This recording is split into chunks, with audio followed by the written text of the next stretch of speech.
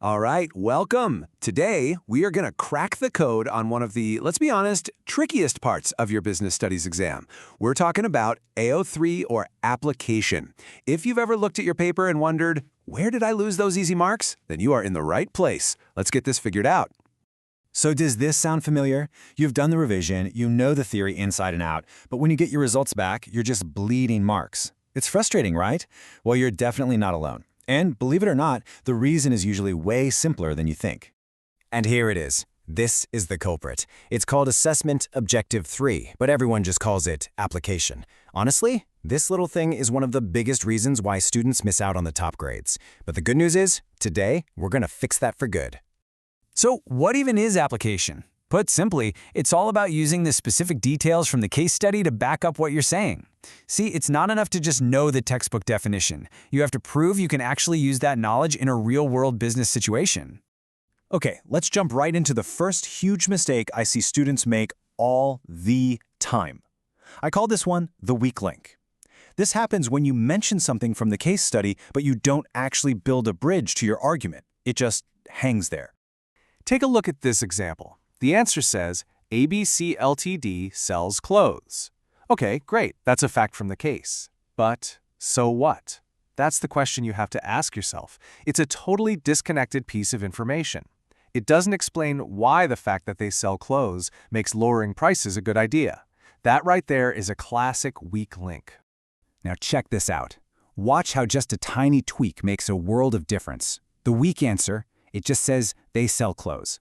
But the strong answer, it adds that one crucial piece of context. They sell clothes in a highly competitive market. You see that? That little detail is a total game changer. So what's the magic here? Why does that strong answer work so well? Well, first, it uses specific context. That phrase, a highly competitive market. Then, and this is key, it explains the impact of that context, that customers can just go somewhere else.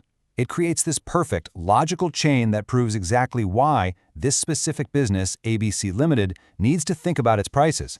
Everything is connected. All right, on to the second common trap. I call this one wasted effort.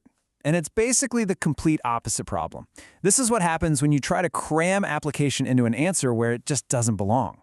You know, you might get a really general question like this one. Explain why a business may advertise. Now pay close attention to the wording.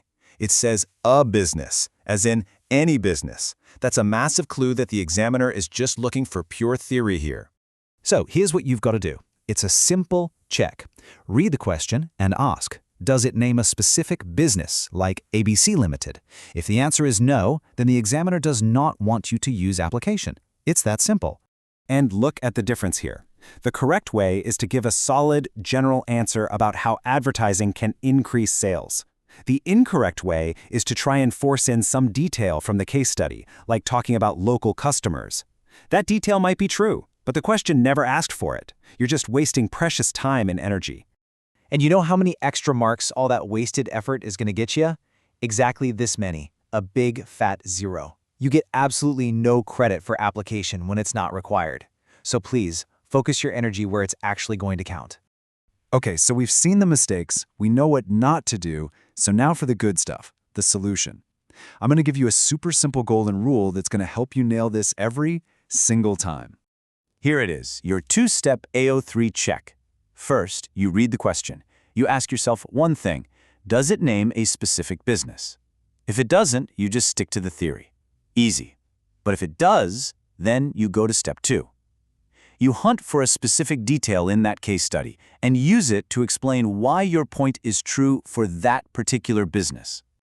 Look, if you remember just one thing from all of this, let it be this. Good application is not just about mindlessly copying a chunk of text from the case. You have to be more like a detective. Your job is to find the perfect clue in the case study and use it as evidence to build a rock-solid argument.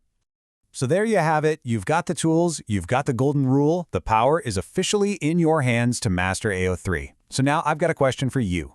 What's the next exam skill you're ready to absolutely conquer? Keep practicing, stay focused, and you will see those marks go up.